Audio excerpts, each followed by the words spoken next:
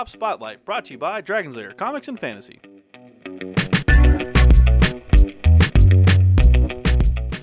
Hey everyone, I'm AdamHarry from Bulls Tabletop News with Evan from Dragon's Lair Comics and Fantasy. And we're back with another Tabletop Spotlight, and this one is pretty cool. It's an interesting one. It is the new character sheets from Dungeons and Dragons. Dungeons and Dragons. Now, we've seen character sheets before. Yes. So what makes these so special? These are varying dungeon sheets, or character sheets, but it's dependent on your skill level or what you're really looking for to be able to put on the sheet. So you have the regular sheets that most people print off their website, but you also have sheets that like section off the skills that are, it's we'll take a look. And different formats, in other words. Basically. It's dependent on the player, but it's just nice because it gives you more options. Different options. I like if you wanted a bigger area to put your traits, you have a huge area. Okay, it's a nice folder it comes in, so we'll talk about that. And it's a nice folder. Cool. Yeah. Well, let's take a look at these brand new D&D character sheets. All right, we've got the D&D character sheets. These are pretty neat. This is actually just. This is just a. Yeah, that's just the kind of cover. That's what the actual folder looks like. I think it's really great artwork. And honestly, I'm really surprised it's just now coming out. Like, you'd think they'd have character sheets a long time ago. But yeah, this is the inside. So one thing that's really great is it's not just about the sheets, it's about the info that you get in the folder. And this is really good for new players. It just kind of breaks down what you can do during your turn. Yeah, not just in combat, but out of combat. Yeah, we got your basic actions, cast spells, dash, disengage, stock, and a quick little reference about those things. Yeah.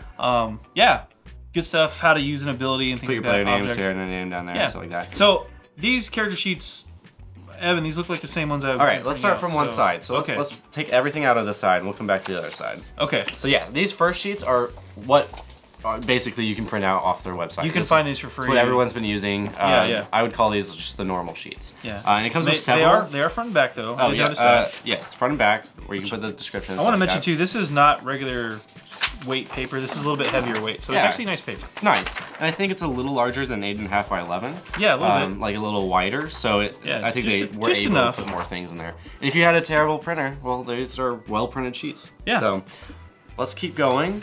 These are just the normal sheets, and then it gets down to these. Here, I'm gonna give you those. Okay. These are sheets I would say are much more designed for beginners.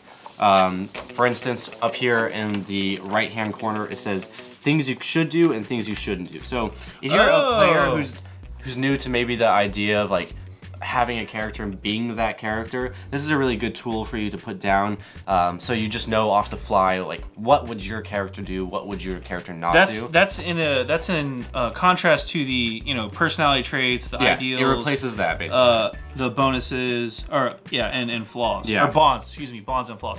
That's what you should and shouldn't do. Yeah. Okay. One way of also looking at these sheets is it's dependent on how your DM likes to play. If he's more, he or she is more of a narrative player, then this was kind of more of the sheet you want. If he or she is more of a, I guess, traditional. That's the sheet you want. And I noticed here you still got your background stuff, your coins. It's a slightly different format. I do like the oversized stats. Yes. So you can see those easier. I like the oversized armor class and all this combat information here too. What does the back of the sheet look like? Nothing. This is just blank. Okay. Yeah. That's okay. That's where I like to doodle my character. I think that's everything. Yeah. Okay. So these are kind of like if you want to replace the front sheet with something. Yeah. Yeah. Makes sense. Okay. And that's what you get on that half. And then real quick, the back of the sheet we've seen. This is the traditional one. Yeah. You got your character portraits here, your spells and things like that. Yeah. So, yeah. Okay. Front and back. Now that's pretty much those. Here, I'm gonna hand you that while I get these out of the way. For the other half, you have. This one's, I think, for more of the advanced players. Yeah, here. So it gets rid of all of the kind of like background and character stuff, and it has a long thing for features and traits. I love this. I always run out of room for features and traits. I do too. So that's a great amount of room. You could say that would be like for high level. Yeah, I would say so. I would say someone who's not high level, but I would say like more comfortable with their characters and being able to be in. No, I mean like when you get higher level. Oh, I see. Oh yeah, because you're gonna get a lot of features and traits. Yeah, you need the extra class features, class traits, all that fun stuff. Otherwise, the rest of the sheet's traditional, and then there is the back as well, which is the same as the other Yeah, which I like that. That's just extra. Let's just kind of replace that hat. Yeah. And then keep going. I'm not gonna say this is for the dedicated power gamer or anything like that, but it is super helpful if you are playing a high level character. Yeah. You probably don't need to know your personality traits. You probably already have it figured out at this point. Yeah. The extra space will be handy. Now, next is my personal favorite. Okay. And the reason it's my personal favorite is because of this over here. Ooh. You were able to already find this online, but now you can have like its own printed out version. This separates the skills with the appropriate stats. Yeah, appropriate stats. I like that. So like how saving throws is only. I feel bad for Constitution. I feel like it should have had some more. Saving throws are pretty important, but only if you get knocked down. Which I mean, I get knocked down. Oh, that's fair. But athletics with strength, it just kind of breaks it down for you. It's instead of alphabetical. And it still has the stuff over here, like flaws and bonds and stuff like that. What I like about this too is, this is something I just noticed. If you notice that strength, dex, and con are generally more combat or physical traits anyway. Yeah. Whereas intellect, wisdom, and charisma are generally more. They're more checks, but they're generally more. I don't want to call them passive traits, but they're more. Let's just say passive traits. You can see the difference in how the physical traits with their skill checks are different with the more passive traits their checks. So you can see why if a character was going to focus on these 3 stats versus these 3 stats, the benefits are that you get a lot better ability score checks. For sure. You also notice that we don't have a place to put your gold and money. It's just kind of the equipment and character nodes. It's kind of like combined. And this other side is basically. I never use those gold nodes anyway. I really don't. Actually, a lot of DMs will kind of just like say, you have so-and-so amount. A lot of people don't want to do the extra math, even though D&D is super math heavy. If I give you 27 gold, how many copper is that? Like, nobody cares. Yeah, exactly. If I give you 4,000 copper, it's just because I want to make your character slow down. Right. Slow down. Yeah. It's just too heavy. Yeah. And people might be asking, where do you put your spells? Well, we have the regular spell sheets. These are nothing new. These are what you could have gotten online.